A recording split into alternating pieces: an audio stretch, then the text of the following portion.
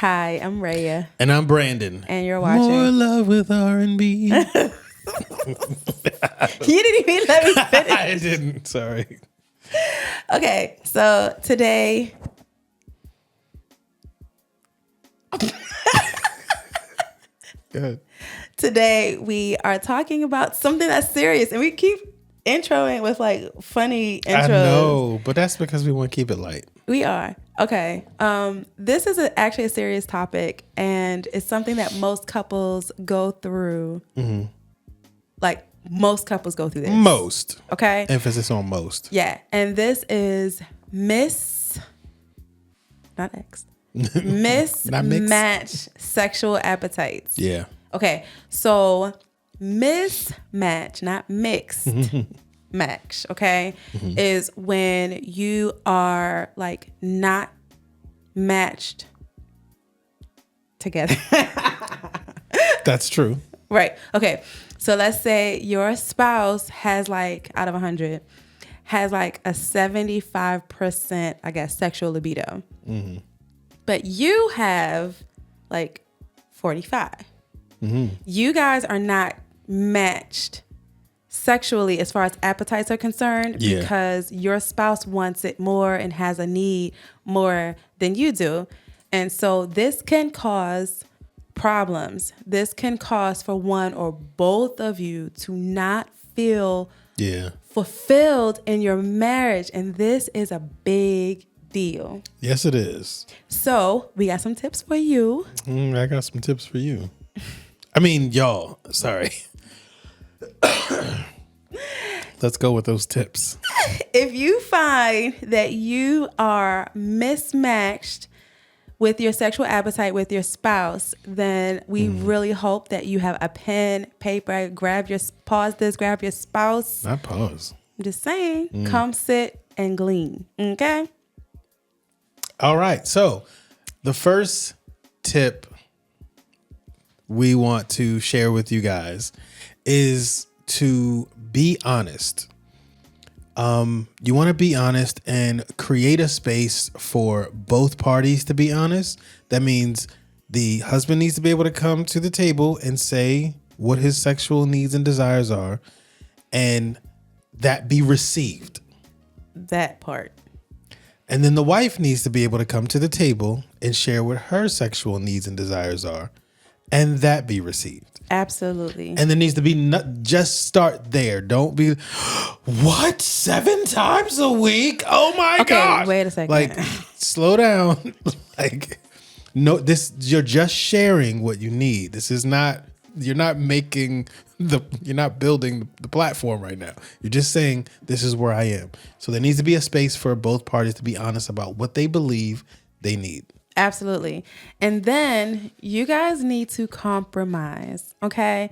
There is no way that both of you are going to possibly perfectly have your sexual needs met, especially if there's a big discrepancy in your levels, okay? Ooh, discrepancy. So both of you have to be willing to sacrifice. You can't say, well, I have like a 75% sexual appetite.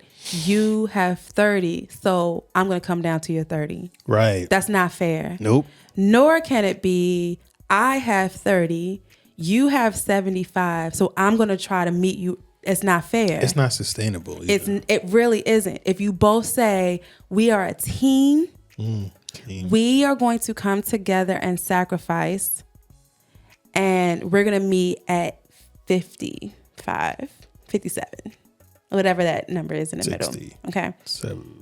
Stop it. I'm just kidding. But that way, you know that both of you are sacrificing. Both of you are going to put yourself in a uncomfortable, stretched position for the other person because you care.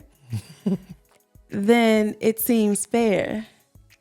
Does that make sense? It makes sense. So the next tip we want to give you is that you should definitely make it fun. Absolutely. A lot of times when you're talking about like the stress, like like talking about sex, unfortunately, can be stressful when you're talking to somebody and you started with this video, right? And it was like, oh, well, I'm at 70. Well, I'm at 10. You're like, oh my gosh. And then already you feel stressed out. What I'm saying is don't immediately get stressed out.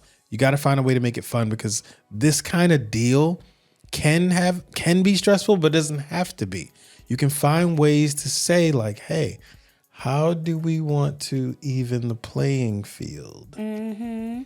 And do a little, flirting with that idea. You know what I'm saying? I like it. You like that? Yeah. How much do you like? No, I'm kidding. Go to the next one. I'm sorry.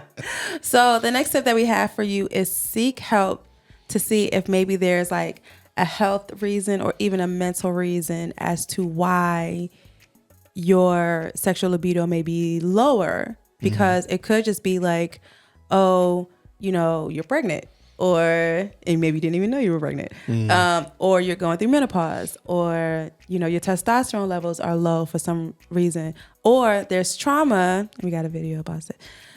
There's trauma that you're dealing with and you didn't even realize it, and it's creating a lower sexual libido. And if you get that checked out, then you might be able to bring your number up a little bit more so that you can reach your partner. So definitely seek some help.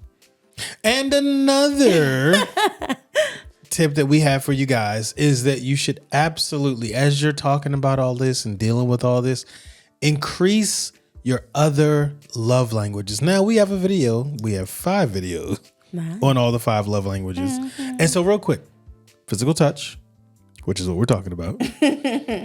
However, we're also talking about gift giving, acts of service, quality time, and words of affirmation. Those are the other 4 love languages. Mm-hmm. All of those love languages can play a part in assisting you in closing that gap.